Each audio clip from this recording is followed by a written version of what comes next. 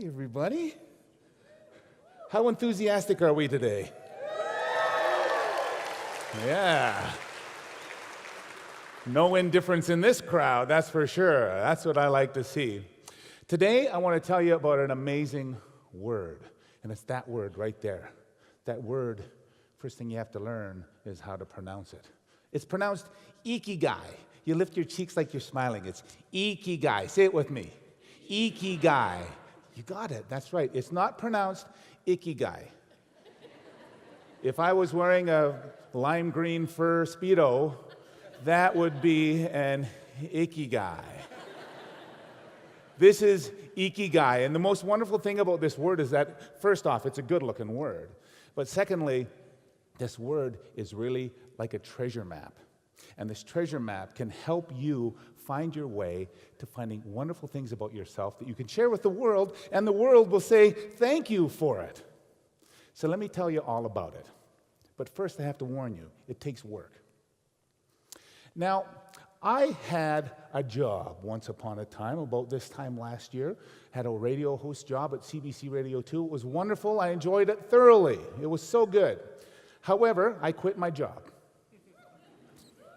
I quit my job so I could focus on my work instead.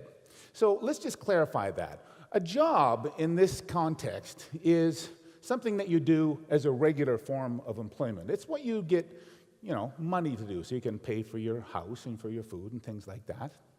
Work, on the other hand, work is something that you do in order to achieve a result, something like a product, or maybe even something like a purpose, maybe a more meaningful you. Sounds good, doesn't it? So this last year, my work focused on anything that I could do that was exciting, that was interesting to me. I went on a trip to Oregon, and I saw the full eclipse with my full eyes. I also went on an icebreaker, and I traveled across the Northwest Passage. I went to Canada's North Coast. I also traveled with my family and some dear friends.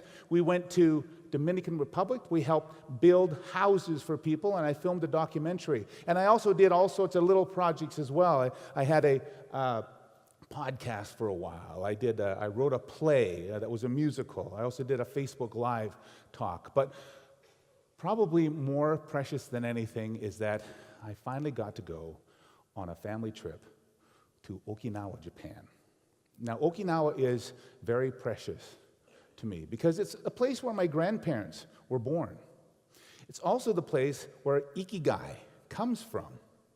I've always felt something urging me to get out and to do special things in my life, and I think it was Ikigai that did it. Okinawa, by the way, is a place that the most 100-year-olds in the world live per capita. 100-year-olds are revered and respected. But Okinawa was very, very special to me because of the connection to my family and Ikigai. And I was thinking, boy, why couldn't this whole Ikigai thing spread around the world? Well, it is possible, and there is another idea that came from Okinawa that you've heard of. It's karate.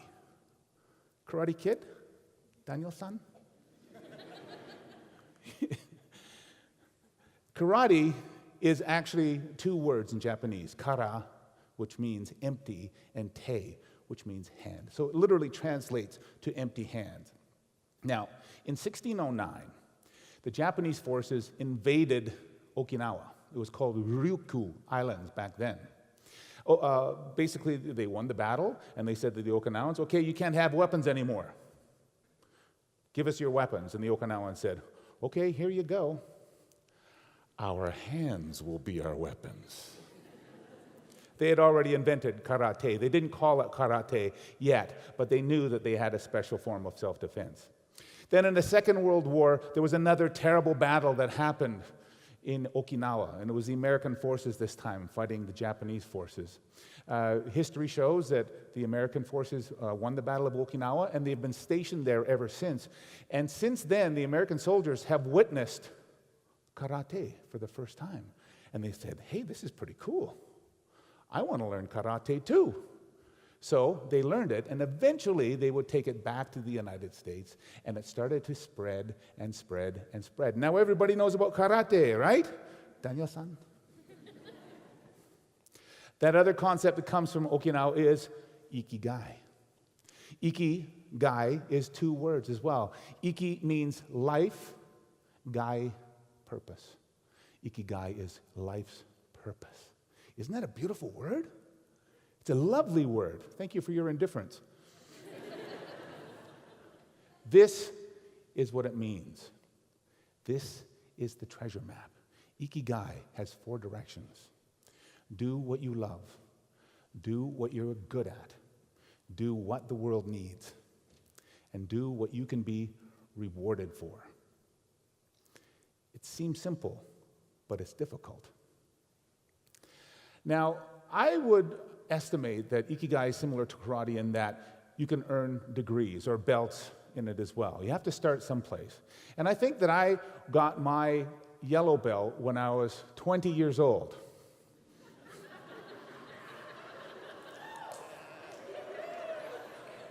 Sexy time.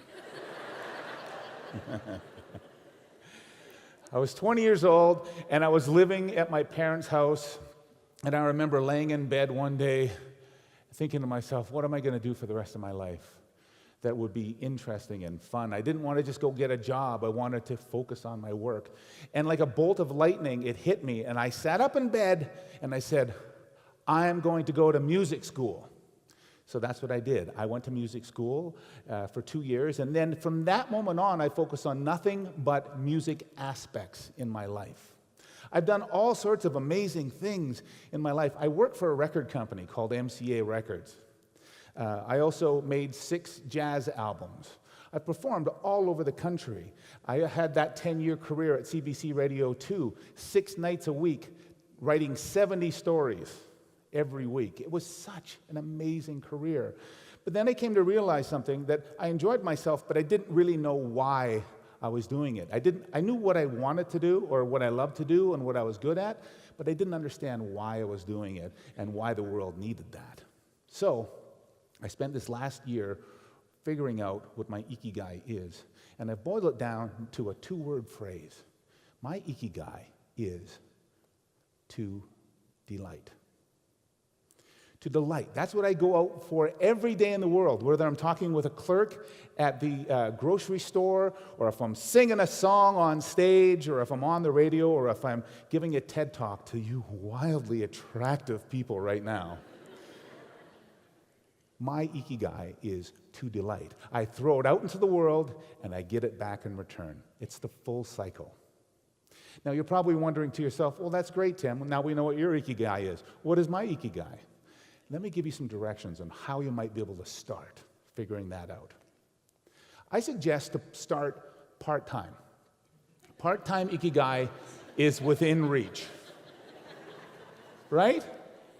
It is very within reach. And I'll tell you something. When you look at there and you see on the screen that there are 2 sections of the day where you don't really do anything, that adds up to 8 hours, you can focus your work on the 5 to 9 hours of the day. Okay? Start part-time. Figure out what you love to do and what you're good at. Spend time on that for as long as you like. And there's a couple of ways you can do that. You can start a side hustle, or you can do a side helpful. A side hustle, by the way, there's a lot of millennials that have side hustles. Up to 50% of millennials have side hustles, according to studies. 50%.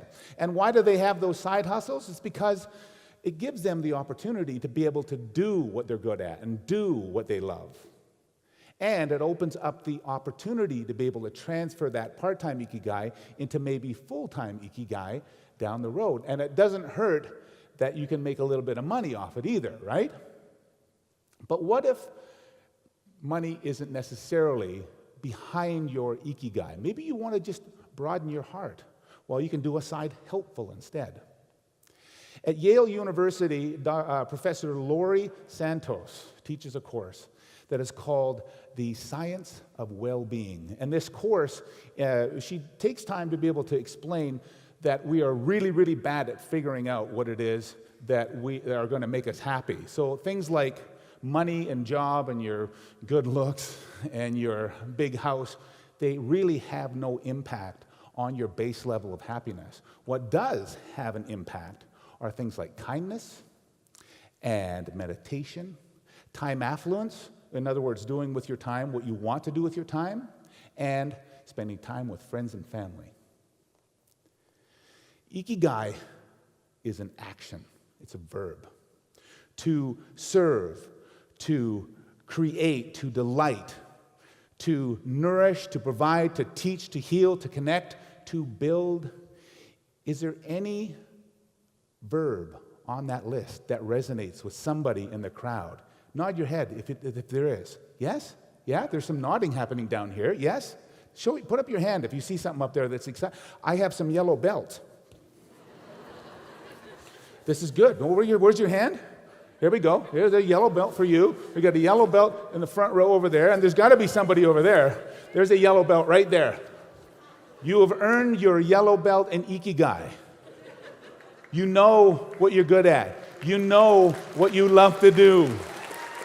Looks good on you. Ikigai is as reliable as a mathematical equation. Ikigai equals time affluence plus your gifts plus rewards in return. And you can do it over and over and over again, and you're going to be so much richer because of it. Your meaningful life is not a destination you have to get to. Your meaningful life is something that you can enjoy right now and any time you want to. Okay? A little bit of joy every day is going to add up to a lifetime of joy, isn't it? And when you finally get the chance to spend time getting to know what you do, or what you love and what you're good at, your Ikigai will start to come into light. And eventually, over time, you will earn your black belt. Your meaningful life is going to be a lot of work.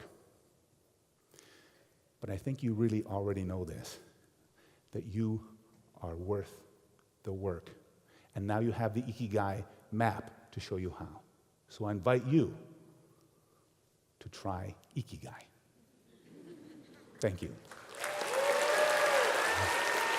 Thank you. Thank you. Bye.